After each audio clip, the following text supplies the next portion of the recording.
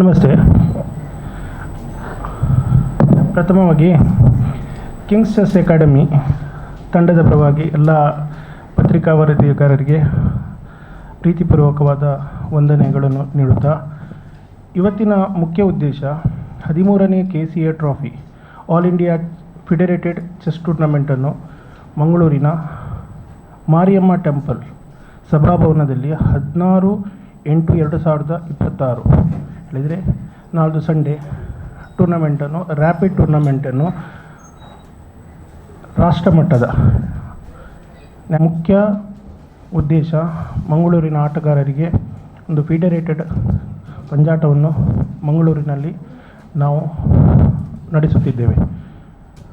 ಪ್ರಥಮವಾಗಿ ಹೇಳಬೇಕಾದರೆ ನಮ್ಮ MLA ವೇದವ್ಯಾಸ್ ಕಾಮತ್ ಅವರ ಒಂದು ಮುಂದಾಳತ್ವದಲ್ಲಿ Kings chess academy, Dakshina Kannada ಚದುರಂಗ ಸಂಘ ಹಾಗೂ ಕರ್ನಾಟಕ ಸ್ಟೇಟ್ ಚೆಸ್ ಅಸೋಸಿಯೇಷನ್ ಹಾಗೂ ಆಲ್ ಇಂಡಿಯಾ ಚೆಸ್ ಫೆಡರೇಷನ್ 3 ಜನರ ಜಂಟಿ ಸಹಯೋಗದಲ್ಲಿ ಅಂತಾರಾಷ್ಟ್ರೀಯ ಮಟ್ಟದ ಪಂದ್ಯಾಟವನ್ನು ನಾವು ಹಮ್ಮಿಕೊಟ್ಟಿದ್ದೇವೆ.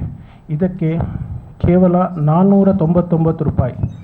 ಇದು ಪ್ರಥಮವಾಗಿ 499 ಹೇಳಿ ನಾನು ಮೆನ್ಷನ್ ಮಾಡಲಿಕ್ಕೆ ಕಾರಣ, ರಾಷ್ಟ್ರ ಮಟ್ಟದಲ್ಲಿ ಇಂಥ ಕಮ್ಮಿ ಒಂದು ಎಂಟ್ರಿ ಫೀಸನ್ನು ಇಟ್ಟು ನಮ್ಮ ಮಂಗಳೂರು ಜನರಿಗೆ ಫೆಡರೇಟೆಡ್ ಟೂರ್ನಮೆಂಟನ್ನು ನಾವು ಪ್ರಥಮವಾಗಿ, ಹಾಗೂ ನಾನು ನೋಡಿದ ಪ್ರಕಾರ ಇದೊಂದು ತುಂಬ ಕಮ್ಮಿ ರೇಟಿಯ ಒಂದು ಎಂಟ್ರಿ ಫೀಸ್ ಇದು ಟೂರ್ನಮೆಂಟ್.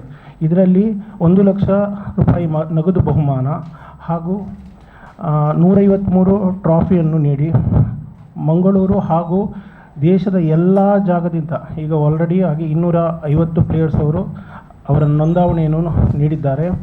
ಹಾಗೂ ನಮ್ಮ ಎಕ್ಸ್ಪೆಕ್ಟ್ ಪ್ರಕಾರ ಒಂದು 500ಕ್ಕಿಂತ ಹೆಚ್ಚು, ಲಾಸ್ಟ್ ಟೈಮಲ್ಲಿ ನಮ್ಮದು 600 ಆಗಿತ್ತು, ಈ ಟೈಮಲ್ಲಿ ಸಹ 500ಕ್ಕಿಂತ ಹೆಚ್ಚು ನಮ್ಮ ಪ್ಲೇಯರ್ಸ್ ಅವರು ಆಡುವ ನಿರೀಕ್ಷೆಯನ್ನು ನಾವು ಹೊಂದಿದ್ದೇವೆ.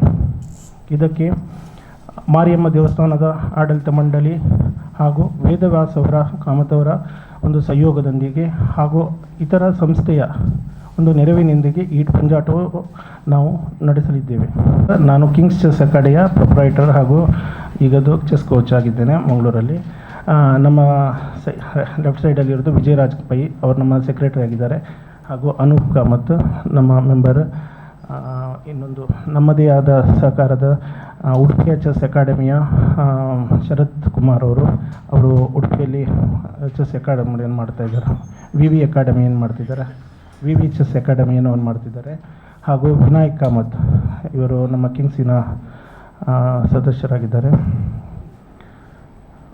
ನಿಮಗೆ ಯಾವುದಾದ್ರೆ ಡೌಟ್ ಉಂಟಾ? ಇಲ್ಲಲ್ಲ ಸರ್? ಓಕೆ. ದಯಮಾಡಿ ನಿಮ್ಮ ಹತ್ರ ಒಂದು ಸ್ಪೆಷಲ್ ಆಗಿ ರಿಕ್ವೆಸ್ಟ್ ಕೇಳೋದು ಹೇಳಿದ್ರೆ, ಈ ಟೂರ್ನಮೆಂಟಲ್ಲಿ